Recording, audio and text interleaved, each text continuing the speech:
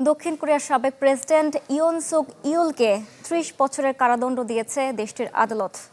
২০২৪ সালে উত্তর কোরিয়ার আকাশসীমায় সামরিক ড্রোন পাঠিয়ে রাজনৈতিক উত্তেজনা তৈরি করেন উক ইউল, যা পরবর্তীতে সাময়িক আইন জারির অজুহাত হিসেবে ব্যবহৃত হয়। যদিও সব অভিযোগ অস্বীকার করেন ইউন। তার আগে সামরিক আইন জারির অভিযোগে যাবজ্জীবন কারাদণ্ড দেওয়া হয় তাকে। ইউনের আইনজীবীদের দাবি, ড্রোন অভিযোগের নির্দেশ বা অনুমোদন কোনোটি দেননি ইউন, বরং উত্তর কোরিয়ার সীমান্ত পেরিয়ে আবর্জনা ভর্তি বেলুন পাঠানোর জবাব হিসেবে এই পদক্ষেপ নেওয়া হয়েছিল। বর্তমানে কারাগারে থাকা সাবেক এই প্রেসিডেন্ট নতুন রায়ের বিরুদ্ধে আপিল করার সুযোগ পাবেন।